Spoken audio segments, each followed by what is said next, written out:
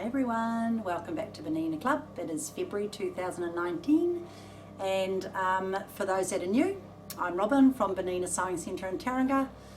Been teaching Bernina Club for the last 25 years on and off in amongst all my children and other work commitments. Today we are going to be showing you how you can make your own lunchbox coolie bag. And also I'm going to be teaching you about your start-stop functions and your scissor functions on your sewing machines. There's so many new machines around now, but it doesn't matter what age of your machine, I can teach you how to use the lock-off function or to make a lock-off function. But first of all, I must show you my Bizzare bra and my awesome undies. So we had our dealer meeting in Wellington in February, I believe. And we had to make a Bizzare bra. So I have made my Bizzare Bernina bra. So I went down to the second-hand store and I picked up a bra, and I have embroidered large embroideries on the front of my bra.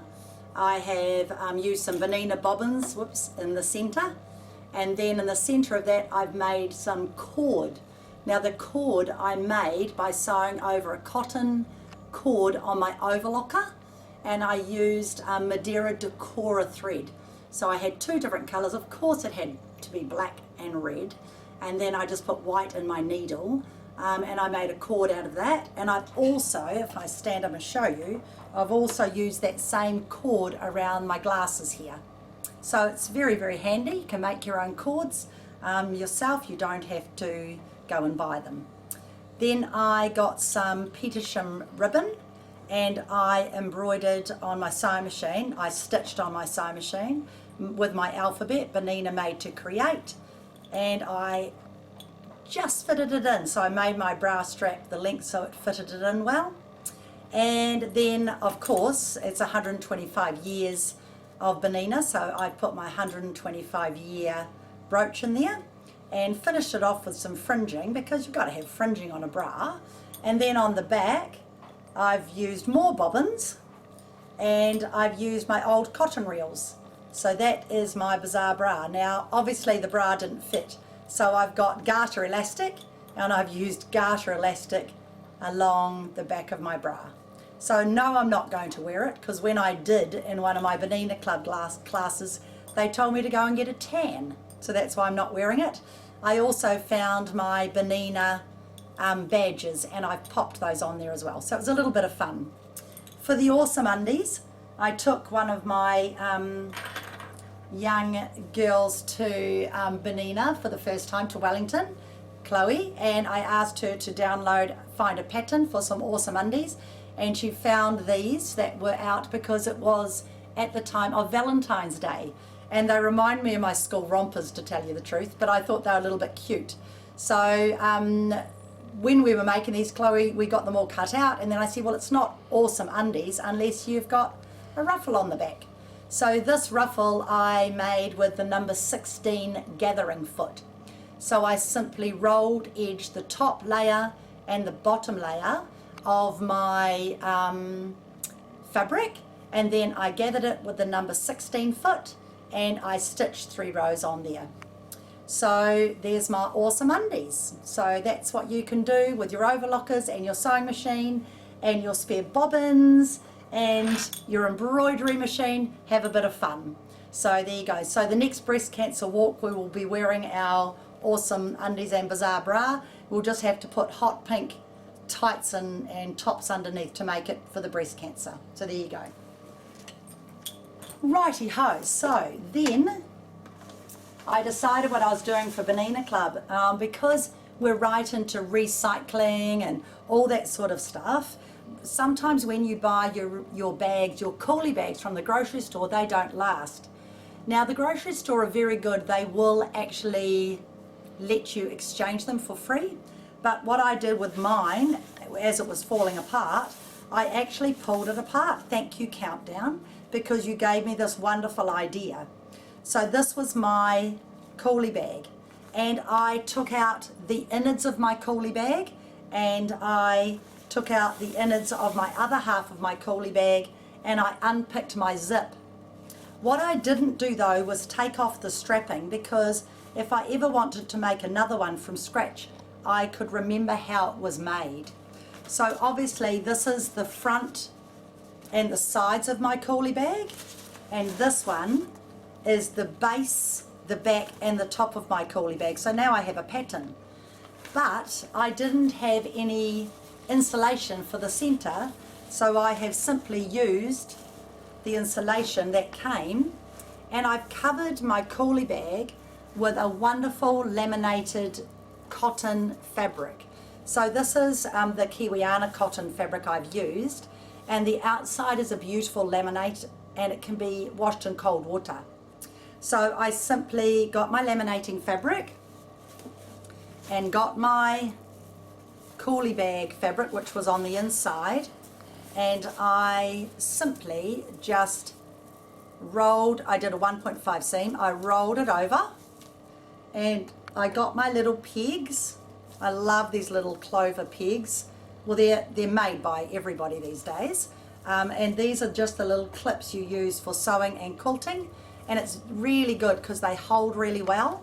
So you can buy them, Clover obviously bring them out, those are the Clover ones.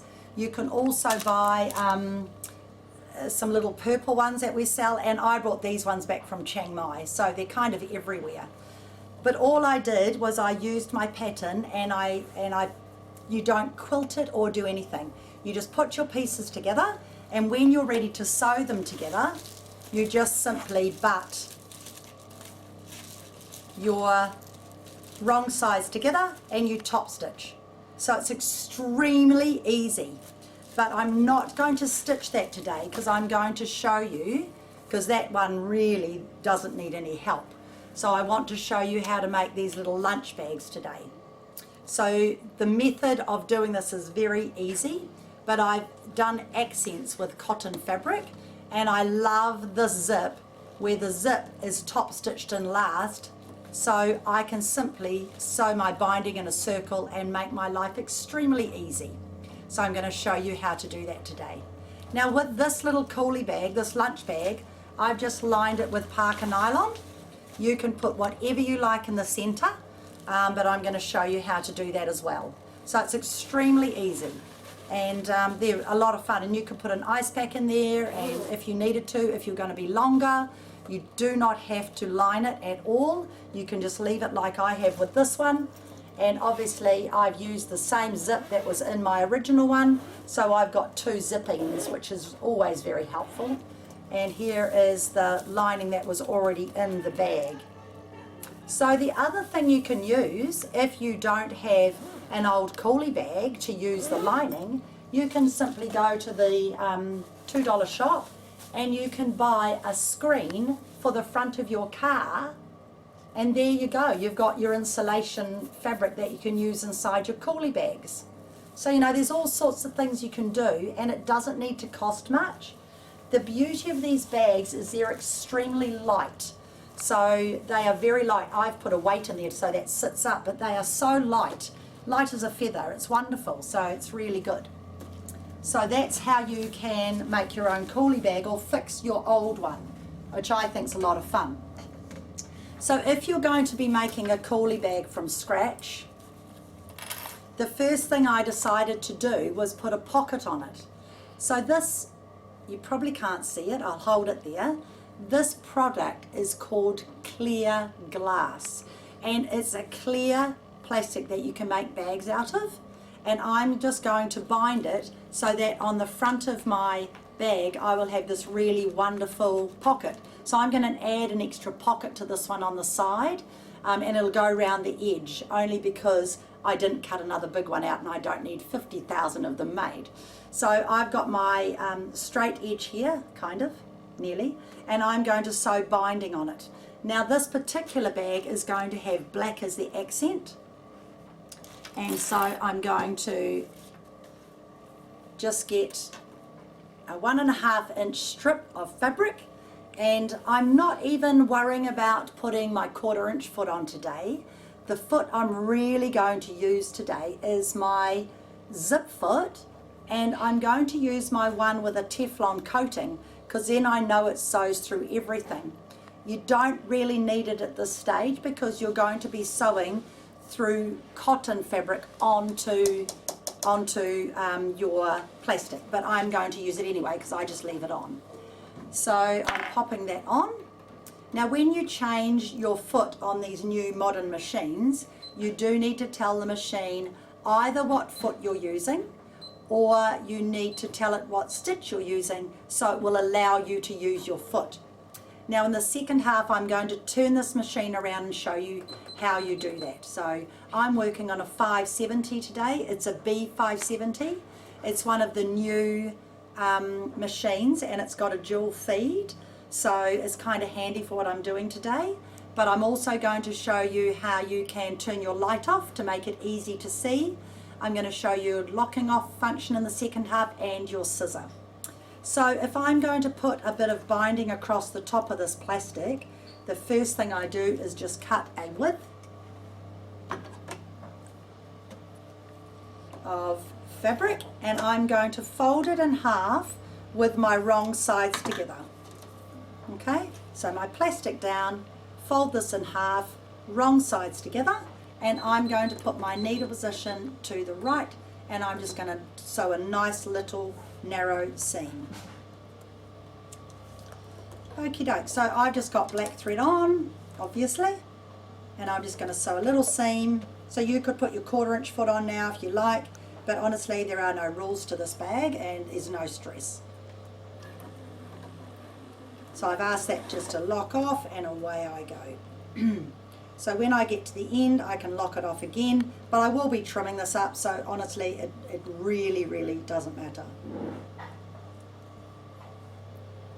So I'm just going to stitch down, and it's actually amazing. This clear glass fabric is very easy to sew. It never sticks to anything. Okay, I'll just use my scissors even though I don't really need to.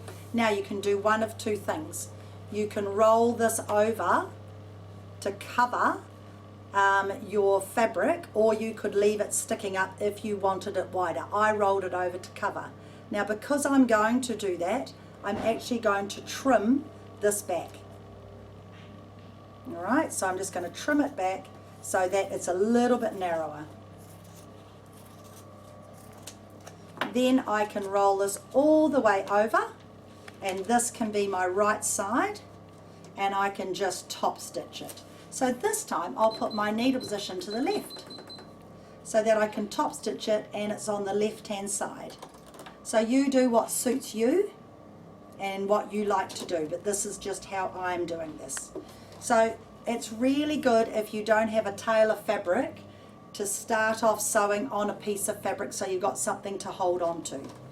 Alright, so it just makes it nice and easy. So I've got something to hold on to there so I can help it start. Alright, so if you don't have a tail, pop a bit of fabric under and use that as your guide. So now I'm just going to top stitch this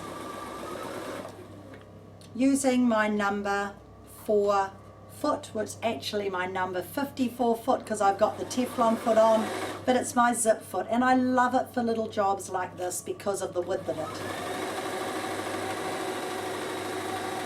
So no, you wouldn't normally put a pocket on the side of your bag, but this one I am. Okay, the next thing you're going to do is you've got your insulation and you've got your fabric. You need to stitch around this so that it's going to stay in one place while you're sewing. So guess what? I put my needle position completely to far right, and I just do a really nice narrow stitch. I lengthen it out because it's going into the seam. Yep. Make sure you take off your lock off when you're doing this, but never mind. If you find it hard to feed along, you can take your foot pressure down. So on the new machines we just push it down. On the older machines you've got a lever here and you roll it down to a lesser number and it will take the foot pressure off, and then there's no strain when you're trying to sew a couple of sticky items together.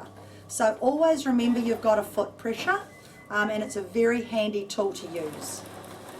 Okay, it makes it so much easier. It's just gliding over the fabric. even though I'm going to be sewing around it again with my pocket, if you do this you won't get any lumps and bumps, and also you can trim it so that your lining of your insulation is the same size as your fabric. It's quite good. So just, you can cut your insulation bigger and trim it when you've done this. Okay, nice and easy. If you haven't got one of these feet, because it doesn't come with your machine, you can use your dual feed foot, or you can use your walking foot. Alright, but if you're going to do a lot of this sort of work, this foot's amazing. My one's so amazing, I've just about worn it out. I use it a lot, even when I'm sewing normal zips. Okay, use my scissor. So now with my scissors, I'm just going to trim back to my fabric so I've got a nice edge that's nice and tidy before I put on my pocket. I could actually do it after my pocket on this one. So I would not normally put it on this one. Now, my bag has the wide part to the top, but on the pockets it's the narrow part to the top and the wide to the bottom. So I'm going to lay my pocket over here, and I'm just going to find my tape measure that I've put down somewhere. It's not round my neck, which is not like me. Alright, well I'll use my tape measure on my machine. I just want to measure to make sure that my pocket is the same on both sides so it's tidy. Put a clip, so that is on 6 and this one is on 6, and there I know it's nice and straight, and it doesn't reach, so it's going to go down lower. So now we're going to 5, just over 5, and just over 5 there. And does that reach? Yes, it does. So you just need to measure it and pop a couple of clips on there. Now I'm going to stitch this again to hold it. I'll go down and up, make it easier because I've got my clips in, and then I know my pocket is going to stay right where I want it. So you're layering everything up.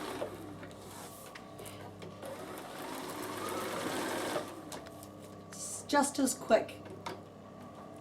Much easier to do it rather than try and hold it.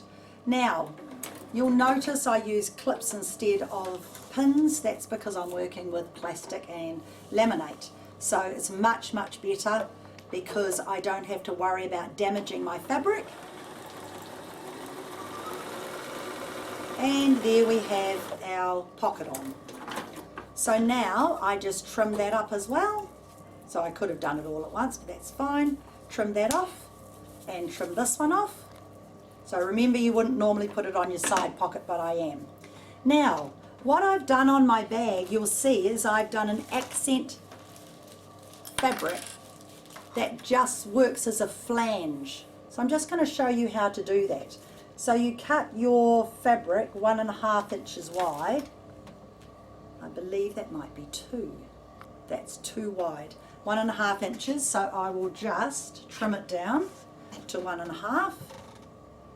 And I've got a measure on here, so I can just go like that, and I'll just cut this off. So I just need 1/2 inch off that fabric. I should have done that, but I hadn't. And let's see how straight my cutting is. Ha, perfect. Right, so this is my bag that I'm actually making. This is the top and this is the bottom. Okay, so I am going to just pop that under there to hold it. I'm going to get my 1.5 inch wide piece of fabric. I'm going to put wrong sides together, and I'm just going to lay it on top of my bag. And this is what you do to join every piece of your bag. Alright, so this time I'm going to put the needle position to the left. So I'm doing a lot of needle swapping today, and it's absolutely fine. So again, you could put your 1/4 inch foot if you like.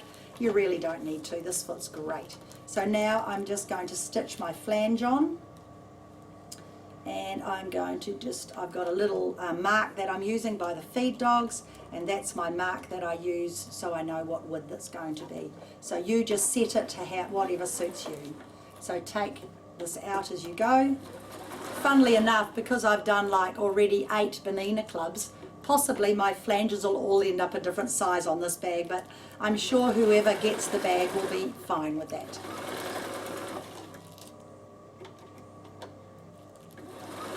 I find these very helpful to put your little clips on because you can get them nice and easily, so I use things on my machine. So once you've stitched your flange on, then you get your, guess what I've done? The pocket's upside down. The pocket's supposed to go that way. It's supposed to go that way because I thought I was doing the big bit. So should we use that piece or should we just cut the pocket off? I'm feeling we're cutting the pocket off because we haven't got time to muck around. So there's the first time I've done that. I've got my pocket upside down. So I'm just going to cut it off and not have a pocket because it's not supposed to have one.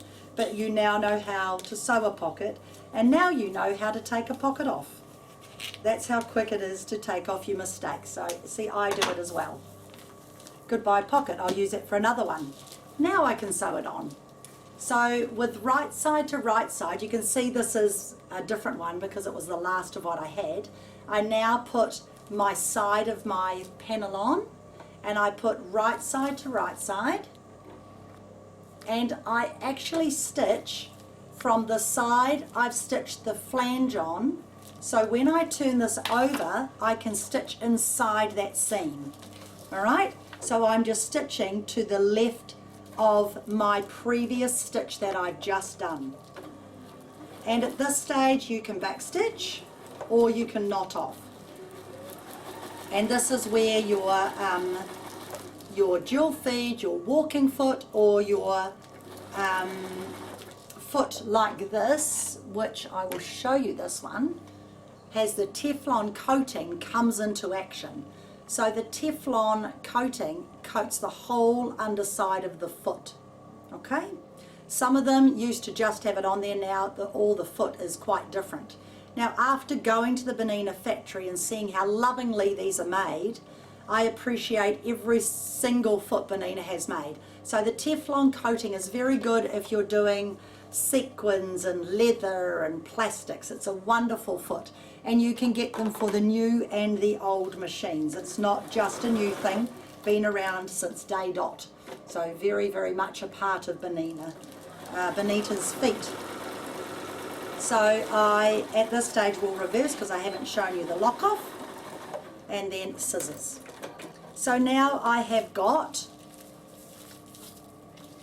a pocket, a back, a pocket and a front, and I am going to sew a flange onto this side, and then I can join it together.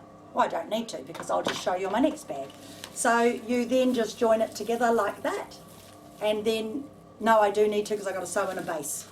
So we're going to stop now. I'm going to sew that on, and while I am doing that, we will regroup, and then I will show you how to sew your basin. So if we run out of time in about, I think I've got literally 2 minutes, then I will sew that in the break and show you how to sew your basin. So I'll just carry on till the video runs out. So right side to right side, wrong side to wrong side with my flange, pop it onto here, put my little clip on to hold it, and stitch it down.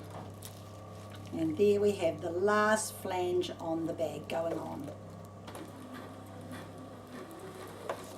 Make sure that you oil and clean your machines before you start these projects so that you know everything's good and ready to go. And I've used a size 80 needle. Alright, I didn't need anything else, just an 80 standard needle, absolutely fine.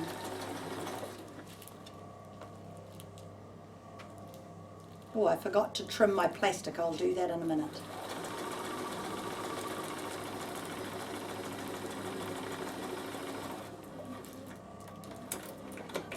My last flange, sew it together and sew from this side, just like I've done to the last one.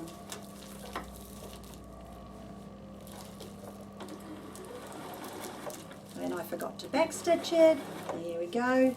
You do have an automatic back stitcher on your machine, which I'll be showing you later. But we're just sewing to the left of that flange.